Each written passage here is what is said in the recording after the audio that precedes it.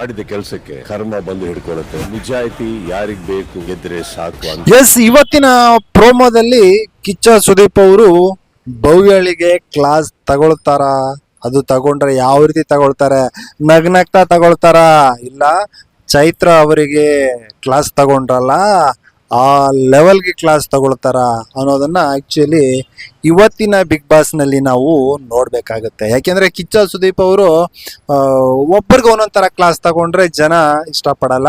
ಅದು actually ಚೈತ್ರಗೆ ತಗೊಂಡಂತ condition ಆ class ಇದೆಯಲ್ಲ ಆ ರೀತಿ ತಗೋಬೇಕು ಅಂತ ನಾವೆಲ್ಲರೂ ಕೂಡ ಕಾಯ್ತಾ ಇದೀವಿ. ಇವತ್ತು ಯಾವ ರೀತಿ ಆಗುತ್ತೆ ಅಂತ ನೋಡಾದ್ರೆ ಭವ್ಯ ಮಾಡಿದ್ದು ನಿಜವಾಗ್ಲೂ 100% ತಪ್ಪೆ.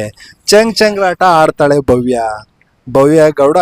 ಈ ರೀತಿ ಚಂಗ್ಲ ಆಟಗಳನ್ನ ಆಡ್ಬಿಟ್ಟು ಬಾಲನ್ನ ಎತ್ತಿ ಹಾಕೋಬಿಟ್ಟು ಈ ವಾರ ಕ್ಯಾಪ್ಟನ್ ಆಗ್ತಾಳೆ.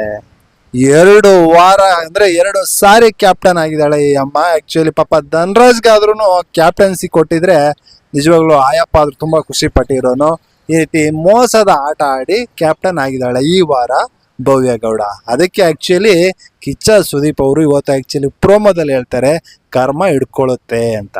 ಕರ್ಮ ಯಾವ ರೀತಿ ಹಿಡ್ಕೊಳ್ಳುತ್ತೆ ಅನ್ನೋದನ್ನ ಇವತ್ತು ನಾವು ಆಕ್ಚುಲಿ ಕಾಯ್ದು ನೋಡ್ತಾ ಇದ್ದೀವಿ. ಕಿಚ್ಚ ಸುದೀಪ್ ಸರ್ ಆಕ್ಚುಲಿ ಭವ್ಯನಿಗೆ ಏನು ತುಂಬಾ ಜಾಸ್ತಿ ಆಗಿದೆಯೋ ಅದೆಲ್ಲವನ್ನು ಕೂಡ ಇಳಿಸಬೇಕು ಇವತ್ತು ನೀವು.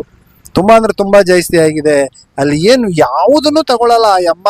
ಯಾರೇ ಮಾತಾಡ್ಲಿ ಎಲ್ಲದಕ್ಕೂ ವಾದವನ್ನ ಮಾಡ್ತಾಳೆ, ಎಲ್ಲದಕ್ಕೂ ನಾನೇ ಸರಿ ಅನ್ನೋ ರೀತಿ ಮಾತಾಡ್ತಾಳೆ.